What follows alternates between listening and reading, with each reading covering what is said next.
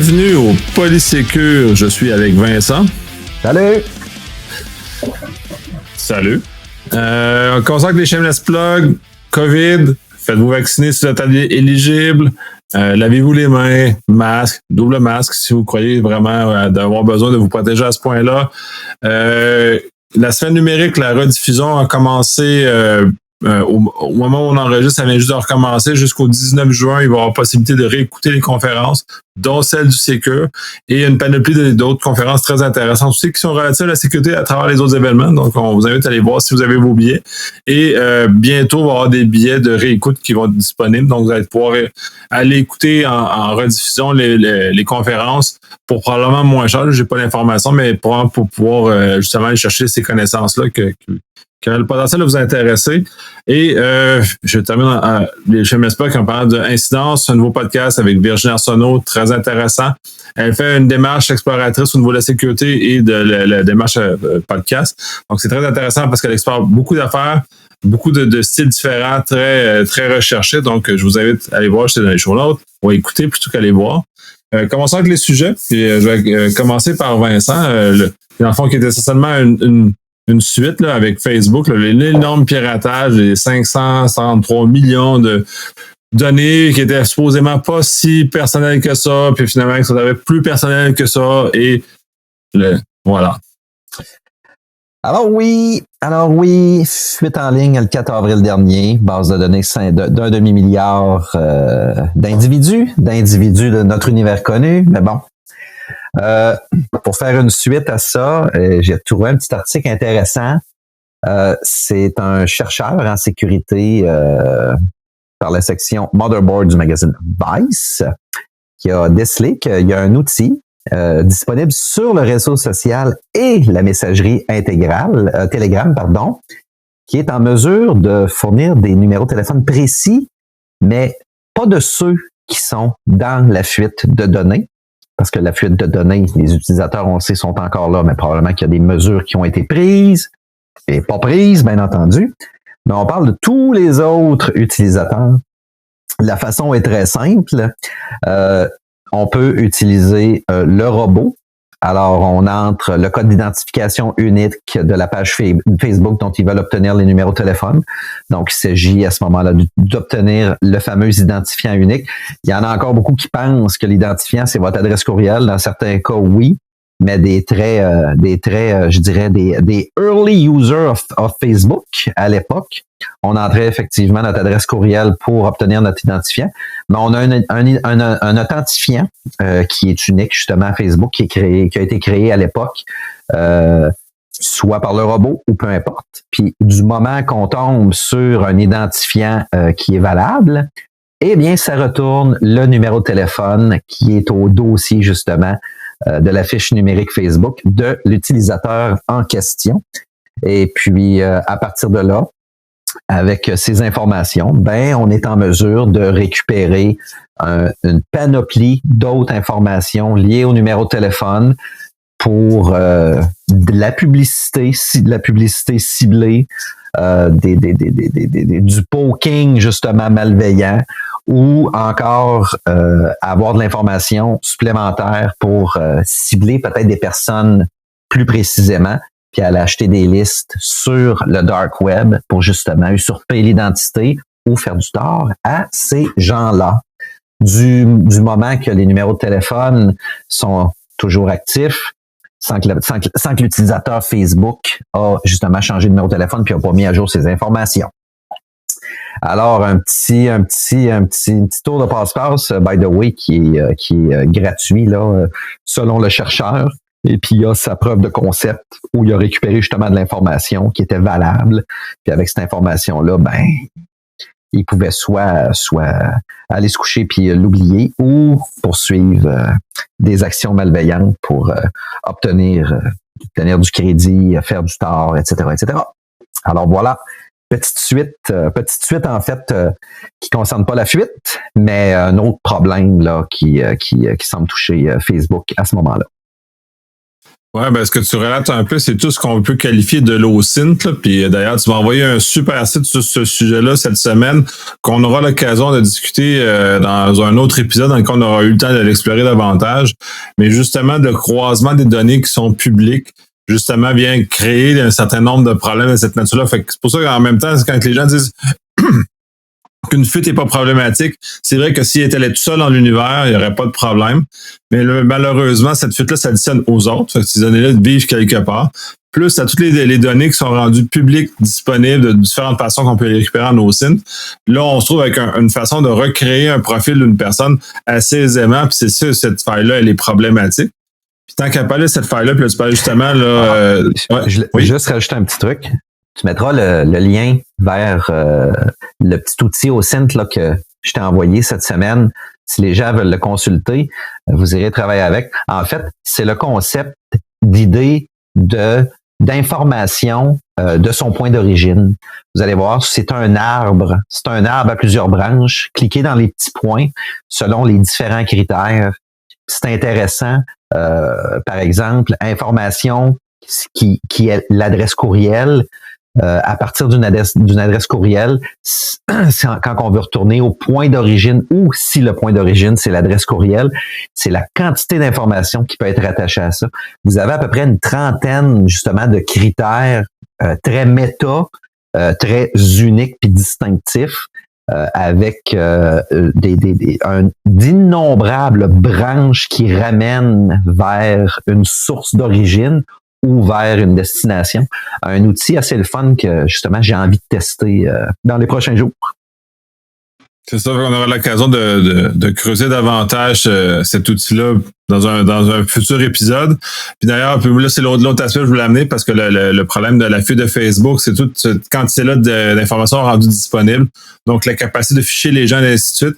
Puis là, c'est tout le volet de multifacteur. Puis là, il y a Microsoft est sorti d'ailleurs récemment sur ce volet-là en disant que 99% des attaques de sécurité se font sur la base du mot de passe. Donc, l'usage du multifacteur devient un élément essentiel dans toutes les sphères de notre vie. Là, on parlait de Facebook dans ce cas-ci. Fait que si votre MFA n'est pas activé sur le Facebook, faites-le parce que vous êtes susceptible de vous faire hacker votre compte.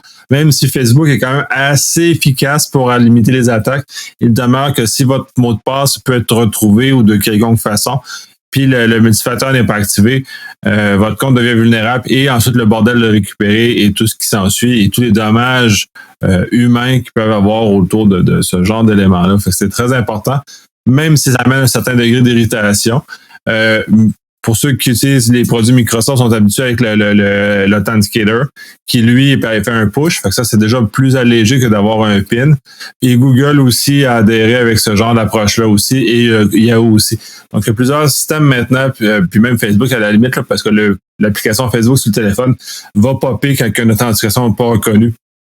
Et elle est autorisée à travers l'application. Fait que maintenant, on peut même plus dire que c'est compliqué, on peut même plus dire il y a une irritation, on n'a plus besoin de dire, ah oui, mais c'est un SMS. Non, tout ça n'existe plus. Fait qu'il n'y a plus vraiment de prétexte maintenant pour ne pas utiliser une méthode comme ça. Puis si vous voulez aller vraiment plus loin, ben allez utiliser des technologies de type FIDO2, comme la YubiKey, par exemple, en fait partie. Donc, vous êtes capable de vous équiper. Puis, à la limite, on est toujours un peu responsable de notre sécurité à terme. Donc, et encore plus dans les entreprises. On est dans une situation un peu de cette nature-là. Basculons de nouvelles, on va faire dans le fond pas mal de suivi sur d'autres problèmes qui ont eu lieu. On revient sur SolarWinds. Dans ce cas-ci, une petite information intéressante sur SolarWinds. Il a été découvert par je sais pas si c'est Crab en tout cas c'est Crab qui l'a rapporté du moins. Le fait qu'en août 2020, dans Virus Tata, il y avait quelqu'un dans une agence américaine qui avait soumis un code malicieux associé à tout le problème de SolarWinds. Donc, ça veut dire que même déjà en août 2020, il y avait des gens qui étaient conscients du problème, qui avaient déjà des soupçons que ça arrivait, cette situation-là, puis donc ça se passait déjà. Quand on a entendu jusqu'à décembre avant de le savoir plus officiellement et d'avoir des correctifs puis de comment jouer avec ça.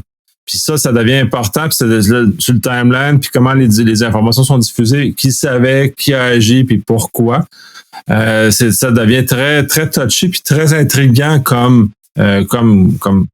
investigation puis de voir comment les choses sont déroulées. Mais ça veut dire à quel point aussi l'attaquant russe en question, en tout cas, on suppose encore que c'est un Russe. Les Américains se sont fâchés contre les Russes, puis là, il y a eu des représailles diplomatiques. Donc, là, il y a une petite chicane diplomatique entre les deux pays. Puis là, on va présumer que c'est les Russes qui sont en arrière. On n'a pas de preuves hors de tout doute. Cela étant, fait que là, on suppose ça, fait qu'ils ont quand même réussi à faire ce genre d'attaque-là. Puis dans cette démonstration-là où Crab parle, c'est que là, on voit des enchaînements de vulnérabilité aussi. Là, il y a eu ça, le SolarWinds, qui est l'espèce de porte d'entrée universelle qui était utilisée pour rentrer dans les réseaux des compagnies, qui est une chose, et qui a muté aussi de toute apparence. Mais ensuite, il y a d'autres vulnérabilités, dont celle qui était dans l'article qui fait référence, c'est celle de VMware, qui ont enchaîné des vulnérabilités supplémentaires pour aller casser encore plus loin les réseaux. Fait que c'est vraiment fort, les gens qui sont en arrière de cette attaque-là. Il y a beaucoup d'argent, beaucoup de compétences. Puis c'est vraiment fascinant. Je trouve ça je suis très curieux. J'aime ça voir ça, comme voir à quel point les gens ont été brillants pour monter ça. Mais en même temps, c'est un avertissement très, très, très sévère sur que le fait qu'on doit avoir des designs d'entreprise beaucoup plus robustes, on doit avoir des chaînes de confiance beaucoup plus robustes. Vincent, toi, c'est dans la séparation des rôles. Ça, c'est un univers de cette sorte. C'est très important d'avoir une séparation des rôles qui est cohérente. On parle de SolarWinds. La personne qui crée du code n'est pas celle qui va mettre le code en production. C'est deux personnes distinctes, justement, pour éviter que quelqu'un pousse du mauvais code. Donc, il y a toutes ces notions-là qui doivent être regardées, puis on doit repenser, parce que là, maintenant, on a clairement des gens très brillants qui vont s'attaquer à nous autres. Oui? Écoute, ça devient insidieux pour les compagnies spécialistes en sécurité dans ces situations-là. Puis j'aime les compagnies en sécurité. Ils sont bons, habituellement. Ce qui devient insidieux, c'est qu'une compagnie de sécurité se fait scraper sa sécurité lorsqu'elle indique et se vante de son modèle de sécurité, sa méthode, ses démarches, son approche. Ce qui est insidieux, c'est que ça les met sur le spot. Ils ont mauvaise réputation, mais on sait que ces gens-là sont compétents, on sait qu'ils sont rigoureux, mais l'opinion publique fait dire le contraire. Manque de compétences, manque de rigueur. Mais ce qui est insidieux, c'est que ça force d'autant plus ces compagnies-là d'avoir beaucoup plus, justement, de rigueur et puis de s'assurer, justement, de challenger, justement, leurs infrastructures, leurs méthodes de sécurité, leur approche, leurs méthodes constamment. Je dis pas de se réinventer à chaque fois, mais ça leur demande une très grande rigueur. Et puis, au travers de toute cette chaîne-là d'événements malheureux pour SolarWinds, je ne sais pas si SolarWinds avait peut-être le démarrage, justement, d'informer sa clientèle pour d'éventuels rehaussements. N'oubliez pas, hein, il y a des fournisseurs comme SolarWinds où ils fournissent l'infrastructure, justement, de sécurité. Vous savez comme vous savez comme moi que c'est pas toutes les patchs de sécurité qui donnent la stabilité à l'infrastructure. Ça prend des tests. Il y a des patchs de sécurité qui rendent ça instable. Il y a des clients pour lesquels l'infrastructure est pas prête à recevoir les nouveaux principes de sécurité, justement. Il y a aussi eux autres qui sont tributaires, justement, de leur clientèle, qui sont moins rigoureux, moins assidus. Fait que je veux que vous ayez une petite pensée le fun pour eux autres. Là, c'est des bonnes compagnies, puis on en a besoin de ces compagnies-là. C'est des artistes, ils sont novateurs, ils ont des bonnes idées, c'est des artisans là, dans leur domaine. Ah, tout à fait. Puis le but, c'est pas de mettre juste pas SolarWinds. Puis à mon impression, l'attaquant aurait réussi à atteindre sensiblement la même chose, peu importe la compagnie qui s'en serait pris. Ils ont choisi SolarWinds dans ce cas-ci parce qu'elle était implantée majoritairement dans les agences américaines, qui semble être la cible principale de l'attaquant.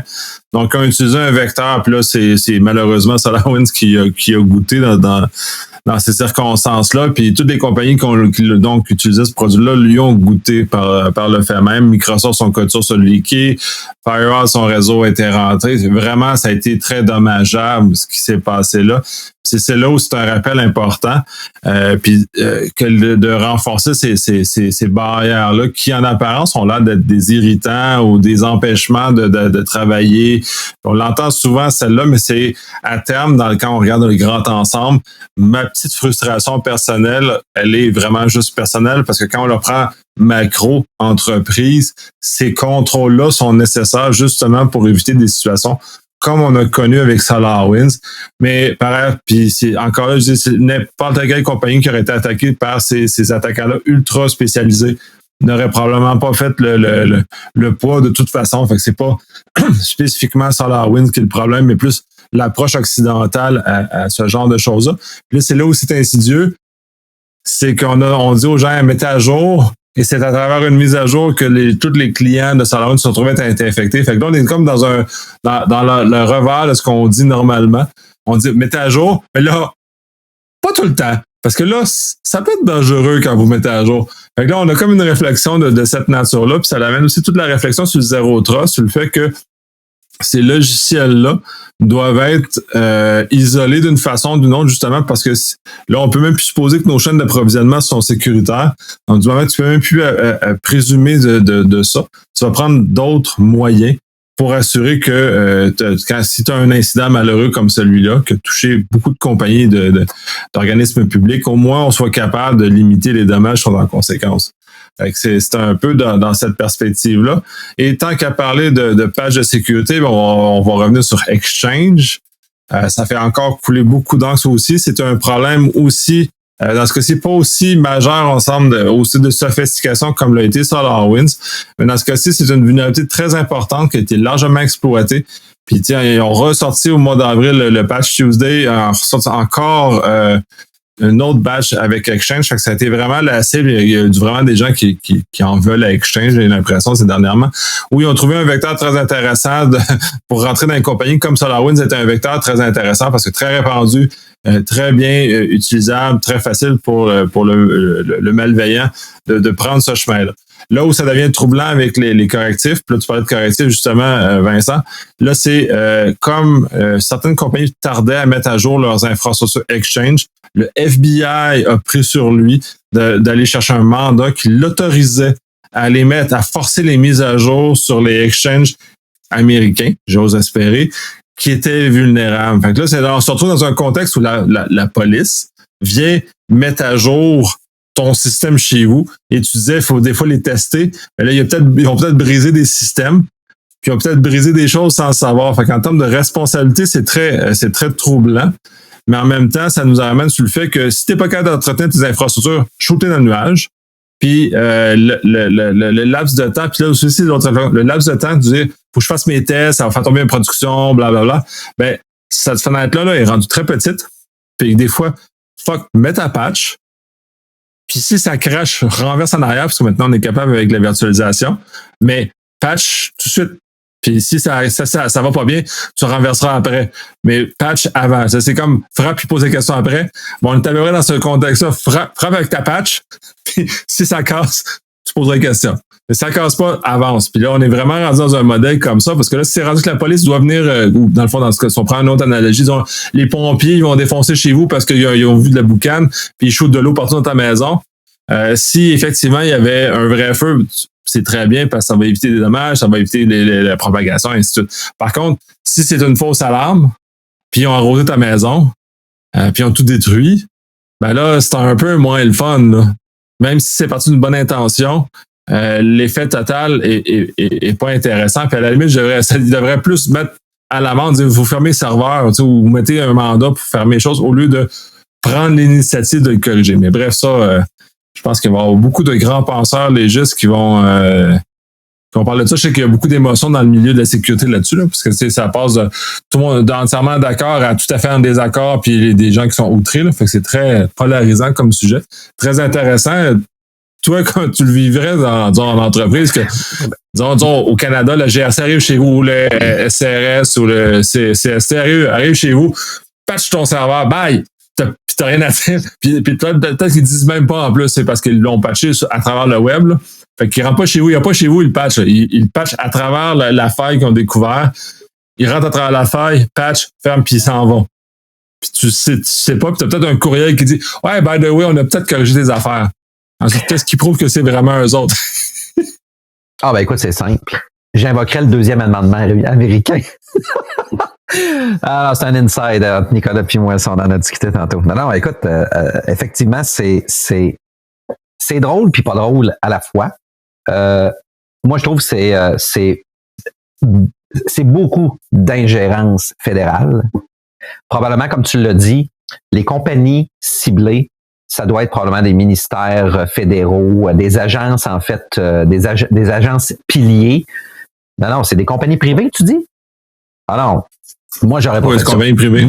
Moi, j'aurais pas fait ça. Non, je suis une compagnie privée. Il arrive avec un mandat. Écoute, est-ce que Première des choses. Ma première question, c'est ont-ils été informés, les compagnies? Ont-ils eu des sommations? Ont-ils eu le temps de se revirer de bord? Première des choses. S'ils sont débarqués de façon baveuse et arrogante avec un mandat, je préparerais probablement une poursuite. Par contre, ça c'est mon opinion. Mon autre opinion, j'aurais probablement fait ça autrement. Moi, j'aurais embauché le farfadet de la fibre optique, puis je serais allé couper le fil à la source. J'aurais dit, écoutez, on vous a informé, on vous a donné un échéancier, vous nous avez pas appelé, vous n'avez pas mis à jour, on coupe. L'équivalent de couper, ça a peut-être le même effet que l'équivalent de patcher. Probablement qu'il y a certaines compagnies qui ont il y a peut-être un salesman qui était numéro 1 depuis plusieurs années dans la compagnie, qui s'est retrouvé avec une boîte vide.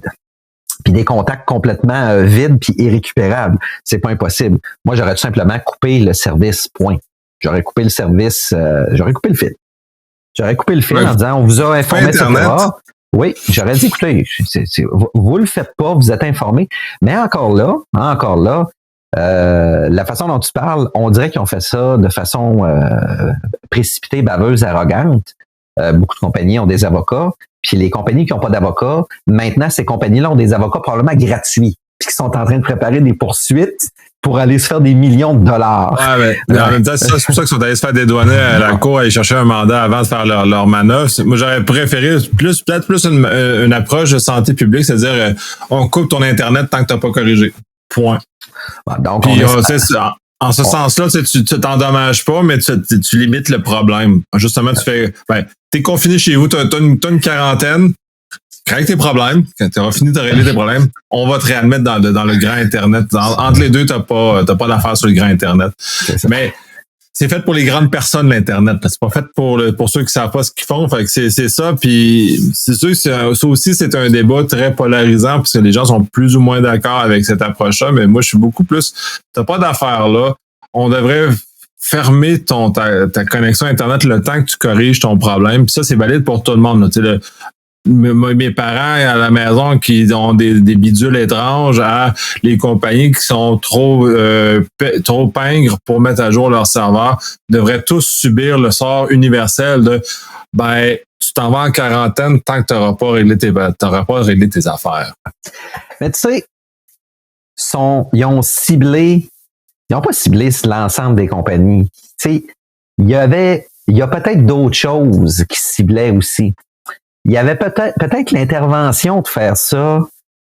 Il y avait autre chose aussi également en arrière de ça. Il y avait peut-être un autre dossier. Il y avait peut-être un autre agenda à ces interventions-là, chez ces compagnies-là. Moi, je pense qu'ils viennent de se mettre un petit peu dans le trouble en faisant ça, si tu veux mon avis. Puis ça crée un très mauvais précédent. Ça, c'est sûr. Là, pour tout le monde est pas mal d'accord sur ce point-là des choses. Mais c'est un peu épeurant parce qu'on embarque dans une société de droit, une société un peu plus contrôlante, où tu as un bras de l'État qui s'en vient jouer chez vous quand ça fait son affaire. Fait que là, puis même si c'est légitime, je comprends que il y a un côté légitime à ça. Mais en même temps, non, parce que là, on vient brimer la liberté. Puis en plus, c'est ça qui est amusant, parce que les Américains, tu sais, ils vont, justement, tu parlais du deuxième amendement, mais liberté, le deuxième, je veux faire mes affaires, tout ça. Puis là, d'un côté, pouf, ça se passe à côté par des gens. En tout cas, c'est vraiment très particulier dans le contexte que ça a eu lieu.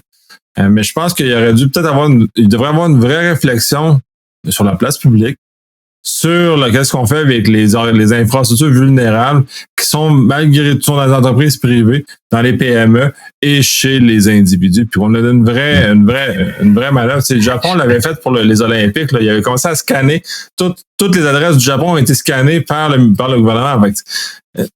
Où ça commence, où ça termine, qu'est-ce qu'on fait, qu'est-ce qu'on autorise, qu'est-ce qu'on veut pas. Là, on fait juste... Tu sais, je vais mettre mon chapeau d'auditeur. Pas auditeur TI, là, auditeur point. Ils ont présenté un mandat. Donc, ils ont dû présenter une approche, une méthode. Ils ont dû expliquer le why, OK? Pour convaincre le juge. Puis le juge, avec un why, normalement, il n'est pas convaincu. Ils vont dire, OK, j'aime l'idée, j'aime l'objectif, j'adhère. Maintenant, qui avez-vous ciblé? C'est quoi votre méthode pour avoir ciblé ces compagnies-là? Puis, encore là, est-ce qu'ils ont pris un échantillon? Est-ce qu'ils ont pris une population? Est-ce qu'ils avaient un indice précis des compagnies qui étaient si affaiblies que ça par un manque de correctifs au niveau de l'infra? Est-ce qu'ils répondent aux critères? Y a-t-il une liste exhaustive de ça? Moi, à être avocat, je commencerais par dire, je vous représente toutes. Mais toi, le gouvernement, montre-moi ta liste de critères, montre-moi les tests que tu as faits, montre-moi le résultat. Démontre-moi que t'as pas ciblé au hasard, mais que tu as une vraie approche puis une vraie démarche. C'est un peu l'approche que je prendrais. Puis ensuite de ça, y a-tu matière à discrimination dans le dossier, là? Puis l'autre élément, on va parler d'éléments croisés. Est-ce qu'une compagnie pourrait devenir un maillon faible pour une autre compagnie ou pour un distributeur ou pour une certaine chaîne, dans toute la chaîne d'approvisionnement? Oubliez pas l'effet domino, hein. Au travers d'une entreprise, c'est pas compliqué. Ça prend le portable d'un collègue infecté pour infecter l'ensemble des collègues. Les compagnies sont tous sur Internet, puis dépendamment de leur cloisonnement entre elles et de l'assiduité des compétences du fournisseur du lien et du signal, à bien cloisonner justement ce qui est public et privé. Il y a peut-être aussi des éléments là à considérer, d'être très mauvais, mais de vouloir offrir un service Internet, mais pas avoir un épais qui sécurise pas ses affaires, qui pourrait avoir un incidence sur l'ensemble de la clientèle du fournisseur. Ben, ultimement, j'irais chez le fournisseur, pas chez le client, franchement, là. Tu sais, je pense qu'il y a toutes sortes d'éléments à considérer là-dedans. Je pense que c'est très complexe. Puis je suis surpris qu'un juge ait dit oui, puis s'il a dit oui, et qu'il y a toutes ces informations-là, OK, wow! Mais c'est quoi votre échantillon? C'est quoi vos critères? Puis c'est quoi votre population pour déterminer l'échantillon? Puis là, je vais adhérer au why, justement, là. C'est vendez-moi l'idée du pourquoi. Et voilà. Ouais, j'espère que le juge a juste demandé le pourquoi, puis je pense, j'aurais tendance à dire que oui, il aurait fait ça. Cela étant dit, c'est loin d'être sûr, puis des fois, ça dépend de bien des facteurs. Mais encore là, il faut revenir sur la discussion sur le fait pourquoi et dans quelle mesure à l'avenir on va autoriser ça, parce que c'est une première, ils ont ouvert les portes sur quelque chose qu'on va devoir réfléchir parce qu'on va devoir y arriver de toute façon. Fait que là, on est... Qu'est-ce qu'on fait avec la boîte de Pandore qu'ils ont ouvert et comment on encadre cette boîte-là pour qu'elle soit bien utilisée? Parce que d'un point de vue santé publique, je suis très d'accord avec l'encadrement que ça va mener parce que il va falloir qu'on arrive à quelque chose à un moment donné. Mais est-ce que ça, c'est l'approche qui a été prise est la meilleure? S'il y a place à débat, je suis pas nécessairement convaincu que c'est la meilleure approche. Ça peut être une des bonnes approches, mais peut-être pas la meilleure. Donc, ça serait justement à débattre énormément, puis voir comment tout ça va se dérouler dans les prochaines semaines, les prochains mois. Puis, tu sais, il va y en avoir d'autres occasions ou avoir d'autres problèmes aussi majeurs que Exchange qui vont se présenter, comme SolarWinds est un problème aussi majeur que ça aussi. Fait donc, de ces moments-là, est-ce qu'ils vont à chaque fois détecter ça puis commencer à agir de façon non voulu, ils vont devenir des vigilantes, ils vont devenir des super-héros masqués qui vont devoir venir patcher nos serveurs. Non, je veux pas, là, de calme-toi, là. Non. Mais tu peux, en même dans ce compte-là, donne-moi un permis pour être Internet, puis donne-moi une contravention parce que j'ai été trop vite sur Internet ou j'ai été mal été. Oui. Je me demande aussi, c'est parti de où, ça? Le FBI, as-tu obtenu une information? le FBI a-tu décidé de faire un jeu de Red Team, Blue Team, Violet Team sur l'ensemble de son réseau sur le territoire états-unien pour justement arriver à un tel constat? C'est une divulgation. Je trouve ça... Puis quand ils sont partis de là, puis qu'ils ont mis à jour, là, je sais ce qu'ils ont fait, moi. Ils ont appelé Microsoft, là. Ils disaient, hey, tes clients ici, là, ils ont des nouvelles licences. Faut que tu les envoies un bill. Ils ont fini avec un bill. Il y a certaines compagnies, probablement, là, que ça a pris sûrement, je sais pas moi, 2, 3, 4, 5 jours pour rétablir puis restabiliser l'environnement, les systèmes, récupérer les données étrangement disparues ou qui se sont cachées sous le tapis, je ne sais pas. Puis ils se ramassent en plus de ça, ce qui coûte de l'argent, puis en plus de ça, ils se ramassent avec un bill pour des nouvelles licences. Bon, pour certains, il y a certains groupes TI dans ces compagnies-là doivent se dire, ah ben, tabarnak, on devait livrer dans 3 mois, c'est fait, les gars, c'est fait, puis c'est pas nous autres qui l'a fait, on est clair, on part nos autres projets. Écoute, on en rit, là, mais ça finit avec un bill de licence, ça, là aussi, là, une facture. On en rit, mais tu sais, j'en ai des clients de mon passé que je pense qu'il aurait été fait quand il aurait fait le party. Ouais, allez bien, faites la job à la place, ouais, party! Puis ça aurait sauvé de la job, là. C'est pas, ce n'est pas exclu dans certains cas. Effectivement. Malheureux. Au bout du compte, quand tu prends ça, mais c'est ça. Puis t'as peut-être un ciseau à côté du PDG, debout. Il regarde le PDG de haut en disant « Je te l'avais dit. »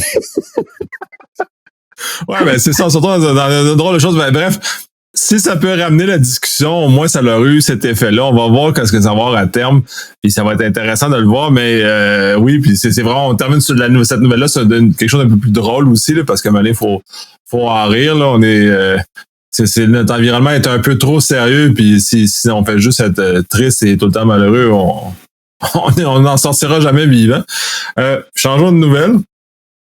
Encore un autre suivi sur des choses qui se sont déroulées avec d'autres fiascos de sécurité avec d'autres compagnies. Dans ce cas-ci, c'est Zoom. Zoom qui, pas mal au début de la pandémie et avant aussi, parce que sur la French Connection, on avait abordé justement ce sujet-là aussi, sur le mauvais traitement à la sécurité qu'il avait fait pour le client Mac de Zoom, dans lequel il a essentiellement installé un backdoor dessus. Donc, il y avait tous ces éléments-là qui étaient discutés, puis un peu le laxisme de Zoom qui avait entouré tout cet élément-là. Donc, de ça, puis avec tout le fiasco du début de la pandémie, ben ils ont pris ça très au sérieux, embauché des gens très sérieux aussi, et ont fait des vraies avancées, avec des vrais data centers dans beaucoup de pays, avec le respect, avec le chiffrement bout en bout. C'est sûr, il y a eu des moments où c'était juste pour les clients payants. Là, on pourrait discuter de leur modèle d'affaires, qu'est-ce que c'est, le fait que c'est comme un pusher, il donne 40 minutes, à l'époque, c'était 40 minutes gratuites.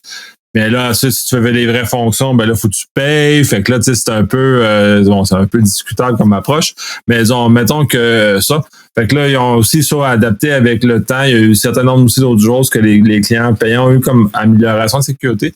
Et la dernière amélioration de sécurité, puis celle qui pour moi est probablement ultimement la plus importante, parce que pas qu'elle est technologique en soi, mais elle est faite pour que les utilisateurs ne se tirent pas dans le pied ou ne se mettent pas le pied dans la bouche et se tirent dans le pied, justement en mettant des avertissements à tous les endroits clés où ils peuvent créer un problème en ayant une conférence pas verrouillée, en affichant les informations qu'ils ne devraient pas, en oubliant de chiffrer la communication, en oubliant différents éléments. Donc, maintenant, ils commencent à guider les utilisateurs parce que Zoom, parce que là, j'allais prendre l'exemple de Teams à contrario, Zoom a énormément d'options. Si on s'y connaît pas, on peut se mêler très facilement. En tout cas, dans les anciennes versions, on pouvait se mêler très facilement.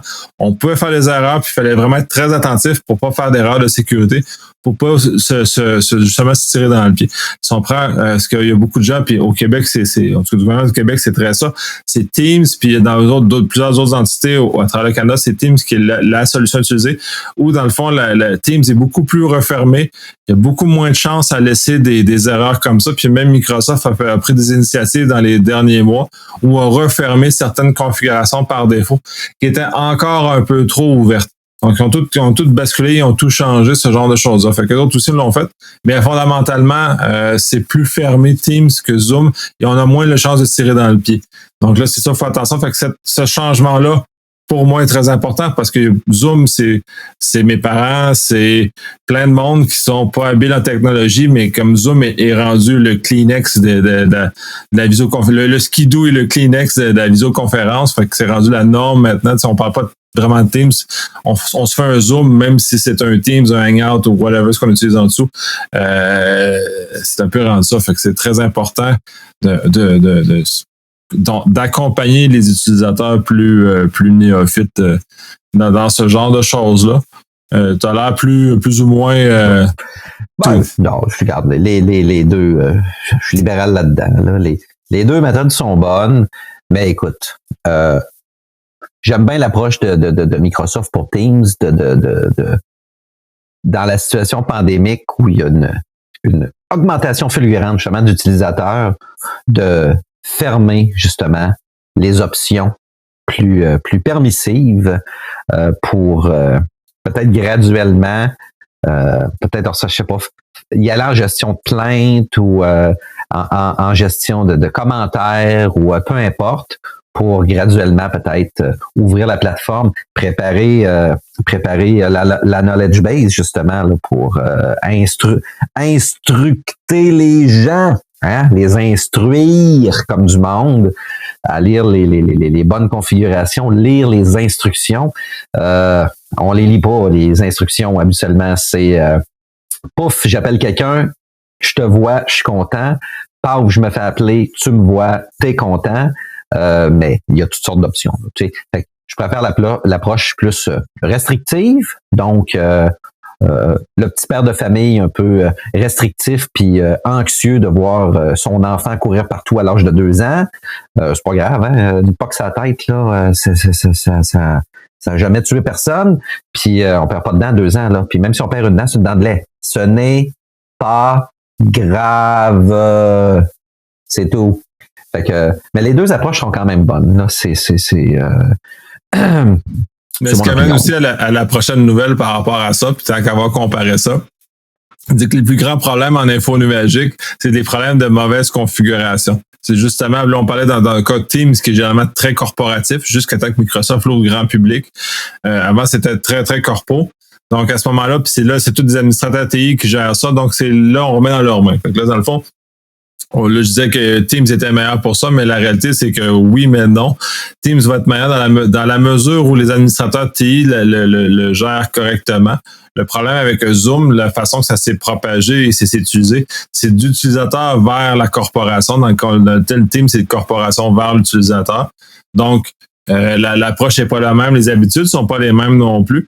Mais encore là, en info numérique, le plus gros problème, puis on l'a vu énormément avec les failles S3, les problèmes de config S3, les gens ont voulu laisser leur bucket S3 ouvert tout nu sur Internet, puis ça tenait, ma base de données, il y a quelqu'un qui l'a lu, puis il s'est retrouvé sur le dark web. Ouais, mais dude, ton chose, tu l'as vu ouvert à la planète, là. Fait que c'est tous ces éléments-là qui sont d'énormes problèmes, puis que les gens ne comprennent pas facilement quand ils migrent de sur-site vers le nuage.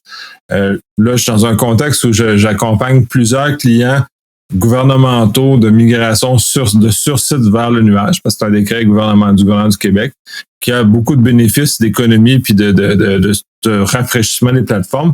Par ailleurs, les gens, le réflexe qu'ils ont, c'est de d'imiter leurs vieilles habitudes et parfois leurs mauvaises habitudes qu'ils ont sur site, qui sont dans leur grotte, parce que dans le fond, ton CTI, c'est dans ta grotte. Tu as ton firewall qui est ton bonne sœur devant ta grotte, puis tu as ta grotte. Fait que les gens qui rentrent dans ta grotte, c'est plus difficile.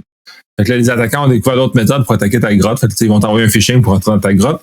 Mais essentiellement, si on passe ce genre de choses-là, ils déplacent leurs choses mal sécurisées dans le nuage sans vraiment de bonne sœur. Puis là, on se retrouve dans des situations qui sont un peu désastreuses ou très malheureuses aussi. Là.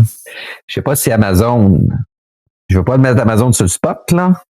Je sais pas si Amazon a fait un ajustement à sa config, mais la console de gestion de votre bucket Amazon, là, votre zone, là, c'est 12 heures d'inactivité avant de fermer la session.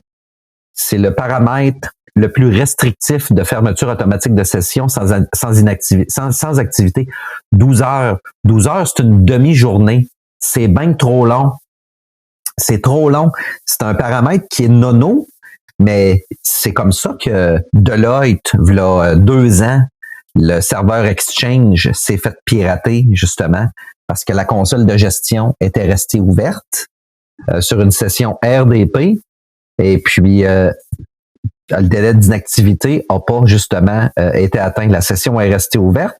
Il y a des gens qui ont été en mesure d'exploiter ça. Je sais, c'est pas facile d'exploiter ça, mais du moment que la session reste ouverte, c'est plate, mais c'est bavard. Ben, la console de gestion Amazon, puis j'espère qu'ils vont ajuster ce paramètre-là. Moi, je leur conseillerais fortement. C'est 12 heures d'inactivité. C'est récent, l'information que j'ai eue. J'espère qu'il y a eu des ajustements. Sinon, mais les admins de container Amazon, méfiez-vous. Malgré le double facteur, une session ouverte, c'est une session ouverte.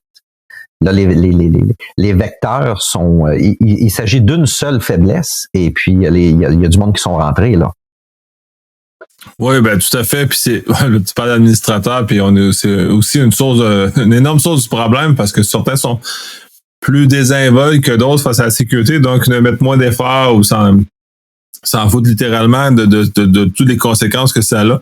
Le 12 heures, là, moi, je ne connaissais pas celle-là. Par contre, je connais plus au niveau des buckets S3, où quand il y a eu comme une épidémie il y a plusieurs années de gens qui laissaient leur bucket ouvert à l'Internet, ce qu'ils ont fait, c'est qu'avant de l'ouvrir à la planète, genre, tu as 6 avertissements. Tu veux-tu vraiment le faire? Là? Tu sais que c'est l'Internet complet. Tu es vraiment sûr que ça t'oblige quand même à un certain nombre d'étapes. Fait que là, rendu là, si c'est ouvert, tu as vraiment voulu te mettre dans la marde. Ou tu avais vraiment quelque chose à partager avec la bête. Parce que cette situation-là aussi est possible, parce que tu sais, il y en a qui utilisent des buckets S3 pour le téléchargement de logiciels, pour le partage de fichiers, pour un certain nombre de choses aussi qui peut arriver. Mais si tu as une application corporative que tu fais là, puis tu te coupes, pouf, tu mets vive les internets, mais c'est peut-être pas t'es peut-être pas dans la bonne zone. T'es peut-être pas prêt pour l'info nuagique, là. Ah. Non, t'as raison, garde. Après 6 avertissements, c'est désolé, mais t'es coupable, là. Il n'y a pas de procès, pas d'enquête préliminaire, il n'y a pas de jury, c'est terminé, là. T'as volontairement fait, en fait, t'as démontré que t'as volontairement fait de la merde, mais bon. Oui, mais il devrait y avoir des façons pour les administrateurs, soit peut-être de demi-désactivation des sessions après des délais beaucoup plus courts. J'ai vu des choses qui ressemblent à ça. Genre où tu dois comme remontrer, genre que tu es un humain, ou tu dois remontrer quand tu réactives une session qui était inactive, genre juste ton MFA, ou juste, c'est pas une vraie réauthentification, mais quelque chose de mitoyen. Ben, là, t'es un peu dans le moyen. Je reviens à la base. Vous voulez de l'info nuagique? Fine. J'aime l'info nuagique. Ça va vous prendre un modèle. Là, je veux pas rentrer dans la gouvernance, mais ça va vous prendre un modèle d'entreprise. Un modèle d'entreprise pour justement rôle, responsabilité, reddition, surveillance, qui va se décliner en, je sais pas moi, en framework, processus, activité. Ça, c'est d'autres choses. Comme Nicolas dit, on est plus dans les opérations, là, mais remontez ça d'un cran, là. C'est votre business que vous envoyez là. Ça prend une responsabilité d'un point de vue comité directeur ou direction, appelez ça comme vous voulez, mais ça va vous prendre justement une démarche réfléchie. Vous allez devoir documenter pourquoi. Je vais revenir souvent sur le pourquoi. Je trouve ça le fun. Vous allez devoir documenter pourquoi, pas les TI. Parce que ça coûte moins cher, parce que c'est plus vite. Non. Les affaires vont devoir comprendre pourquoi ils vont là, le documenter, puis ça va créer des règles. Puis à partir des règles, va se décliner des activités de contrôle.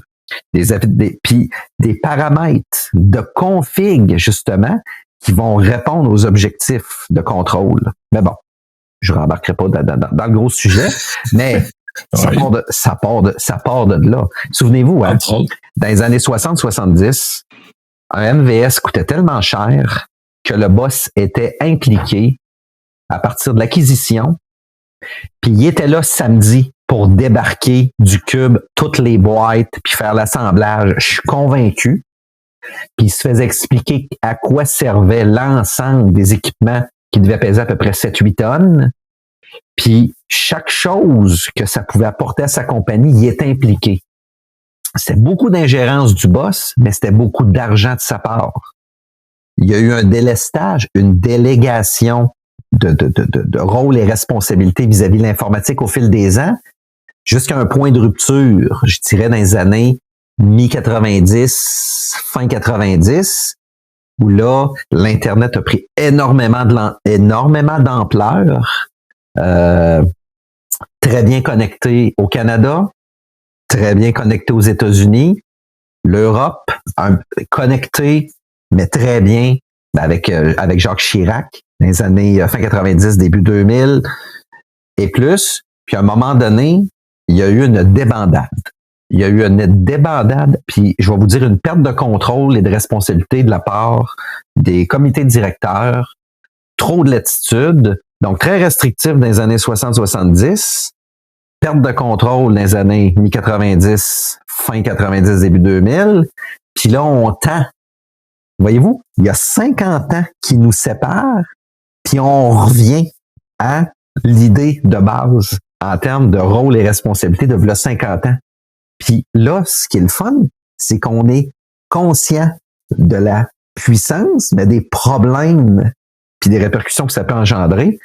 Puis je pense que on est en train de donner le ton, justement, que les rôles et responsabilités, en fait, l'idée de base du contrôle des années de 50 ans, des années 60-70, ben c'était quand même la bonne approche.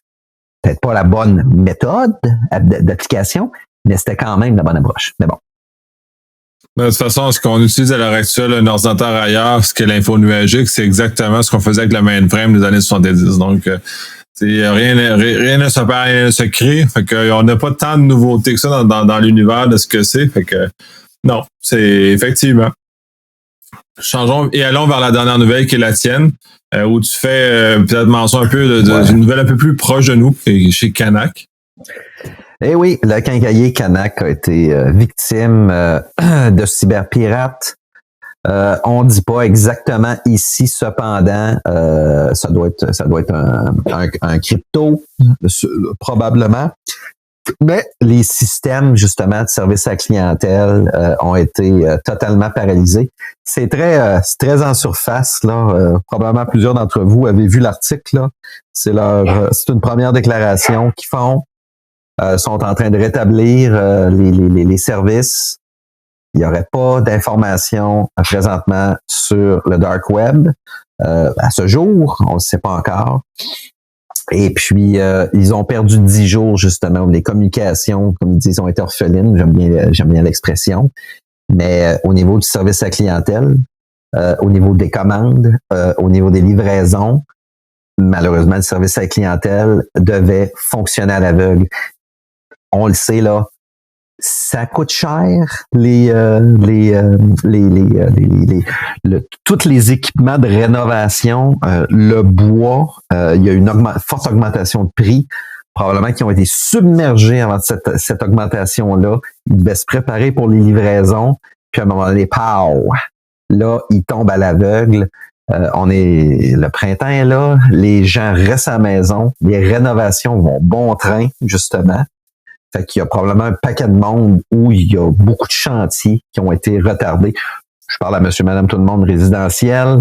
Je parle aussi aux compagnies qui, au niveau commercial, qui ont dû souffrir justement de ça. La répercussion doit être assez phénoménale. J'ai hâte de voir si il va y avoir une suite justement à ça. Canac, c'est quand même c'est un bon gros fournisseur de chantier dans le petit univers québécois. Mais malheureusement, c'est ça. Ils ont été victimes, comme ils disent, le 9 avril dernier. Et puis, ils ont constaté des problèmes. Et puis, il y a même des paiements qui ont été affectés au travers de tout ça. Mais il semble, la façon dont le texte a été écrit, il semble pas y avoir un énorme stress de la compagnie, mais c'est sur un ton très neutre. C'est pas alarmiste, pas pessimiste, c'est pas joyeux non plus, là, c'est très, très neutre. Alors, à suivre, et puis bonne chance au quincaillier.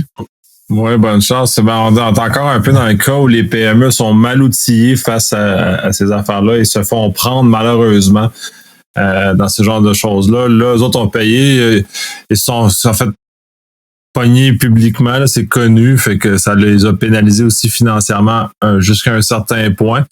Mais s'ils étaient valables, pas peu stressés, comme tu disais, fait que l'informatique, tu sais, de mémoire, je crois que Canac ne repose pas tant que ça sur leur système informatique pour fonctionner. Donc, la pénalité de fonctionnement pour les opérations n'a pas dû être si pire que ça. Mais c'est quand même un rappel important que tout le monde est touché. On a eu quand même Promutuel, Beneva dernièrement, on a eu là, tout ça, toutes ces compagnies-là, même au Québec, ils font plus de différence. Fait qu'il fait juste ramasser de l'argent, puis quand on est au passage, ben ils ramassent l'argent. Puis pour Canac, j'espère que leur système qui a été touché, il n'y avait pas d'informations confidentielles ou qui pouvaient leur causer du tort parce que ce qu'ils font les pirates, en supposant que c'est un rançon logiciel, oui, ils ont voulu récupérer une rançon, puis il ne faut pas la payer parce que ça peut juste encourager le crime organisé à faire ça.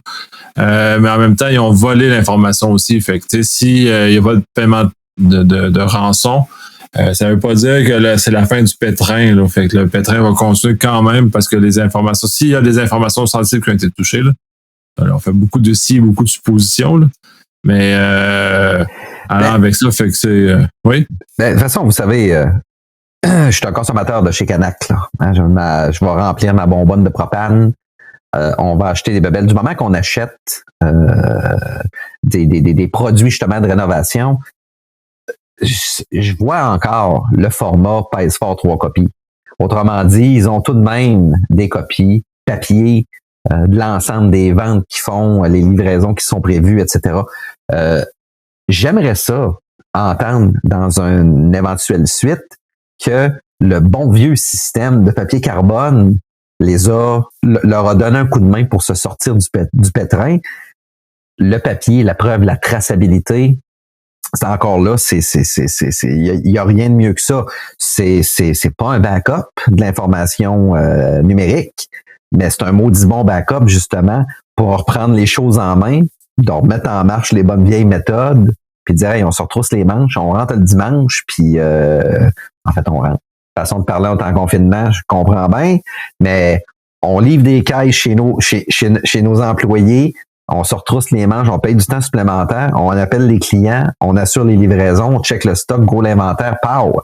Puis on prend des notes, puis après ça, on fait une saisie d'un système une fois que c'est revenu, là, puis on rattrape le temps perdu.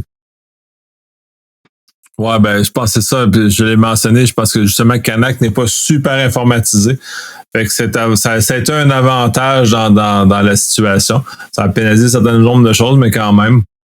Mais en même temps, si on veut espérer qu'il s'informatise, puisqu'il y a quand même des avantages certains à s'informatiser, sans perdre de vue les contrôles papier puis les moyens de continuer d'affaires, c'est d'être capable de retourner des cartes de crédit, copie carbone, le schlung, puis tout ce genre de choses-là.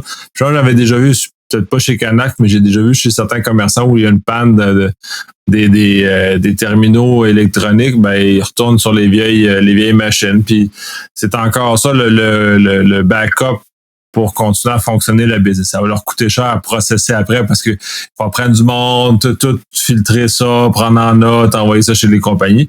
Mais bon, minimalement, c'est une façon de faire continuer la business, fait que les ventes continuent, la business continue. Quand même. Oui, mais l'autre côté de la médaille que je vois, mettons que mon rêve se réalise, Canac fait une suite à ça, le papier carbone leur a sauvé la vie. Ça n'engage pas l'adhésion de la haute direction à totalement transférer vers le numérique. Le papier les a sauvés. Par contre, j'espère qu'ils ont un médium très persuasif qui va leur dire que l'un n'empêche pas l'autre, le temps de la transition, bien entendu. Mais en tout cas, j'ai ma petite image, puis je pense que vous autres aussi, vous avez compris ma petite image dans ce dossier-là. J'espère que Canac, c'est une grosse compagnie. Je pense que c'est une bonne compagnie, c'est en santé. Ils ont sûrement des plans innovateurs dans le numérique. J'espère que cet incident-là retardera pas leur avènement pleinement numérique, mais va justement les faire réfléchir à des pistes de contrôle et de sécurité pour justement éviter que ça se reproduise. Puis oui, éventuellement, quitter le papier. Hein, les entrepreneurs là, qui achètent en grande quantité, traîner du colline de papier carbone, puis pas l'oublier chez vous quand tu vas chercher la commande le lendemain matin sur le chantier, puis tu as 16 tonnes de bois à livrer, tandis qu'il a tout le temps son téléphone sur lui. Ça pouvait être beaucoup plus électronique, c'est beaucoup plus portable, moins de papier, mais bon. Ouais, ça commence, mais ça dépend ça dépend vraiment des compagnies. Là, j'ai eu affaire avec j'ai eu un mini sinistre à la maison. Enfin, j'ai eu Sinisco puis Boucher-Lortie à la maison. Autant Sinisco est arrivé, le représentant avec son iPad, il a saisi ses affaires, il a pris ma signature, paf, 100% numérique. Fait que lui, ça a été traité probablement quasi instantanément. J'arrive avec Boucher-Lortie. Là, avec le papier, justement, 3 copies, il écrit son bout de papier, les travaux qu'il a fait. Bon, ça va me coûter une galette parce que, tu sais, quand tu fais bouger des plombiers, ben ça coûte généralement très cher, fait que ça va me coûter la galette. Là, j'ai pas hâte de voir la facture qui va aller avec ça. Mais bref, ils ont sauvé ma situation, puis en moins d'une demi-journée, mon sinistre était réglé. Donc, ça, mais c'est ça, t'as vraiment les deux univers dans lesquels j'ai été confronté dans le même après-midi, avec des gens de cet univers-là de plus de la construction, plus de ça. Fait que c'est très intéressant de voir comment il y a oui, mais il y a non. Puis est-ce que ça vaut la peine d'informatiser aussi? Là? Est-ce que le bénéfice, il est vraiment là? Dans le cas de Sinisco, étant donné qu'ils font beaucoup affaire avec des compagnies d'assurance, qui d'autres aussi doivent être très informatisés. La mécanisation du traitement doit être très rentable dans la vitesse de paiement.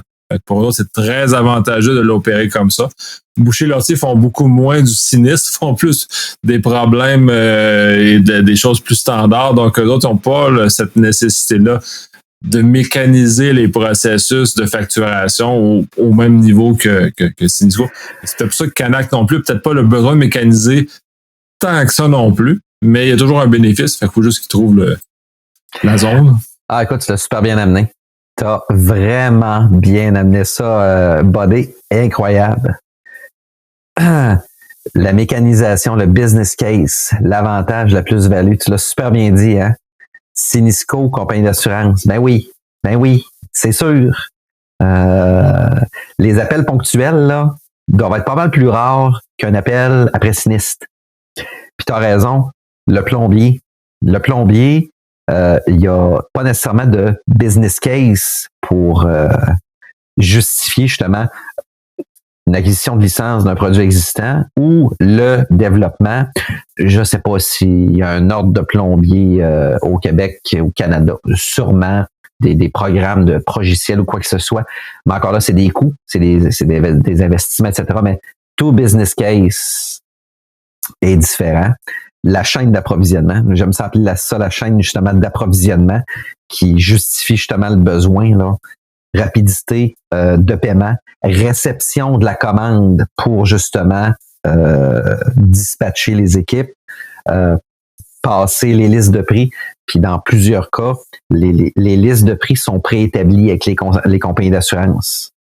Maison, plein pied, sous-sol, premier, unifamilial, X 1000 pieds carrés, sinistre, sous-sol, 1 pied d'eau, paf, c'est temps, certaines marges à négocier pour le prix, paf, j'ai une équipe, je débarque, c'est réglé, le paiement est parti, c'est pas long, là. Mais bon. Oui, c'est ça, c'est toute l'efficacité, puis bref, on est dans un univers de service, mais tout ça était très intéressant. Puis ça va conclure nos sujets pour cet épisode. On a quand même couvert un bon nombre de sujets très intéressants, et encore là, on a fait beaucoup de choses autour. Donc, avec tout ce qui se passe, patchez vos affaires, soyez en sécurité, faites le nécessaire. Faites pas les nouvelles, s'il vous plaît. Pas parce que vous avez caché, mais parce que vous avez bien fait vos choses. Et bonne semaine, Vincent. Oui, bonne semaine, vous autres aussi. Et puis en passant, on peut survivre au COVID. J'ai survécu. Je l'ai pas pogné, by the way. Mais quelqu'un dans mon entourage proche l'a pogné, puis j'ai réussi à pas l'avoir. C'est bien. T'es chanceux. Alors sur ce, salut!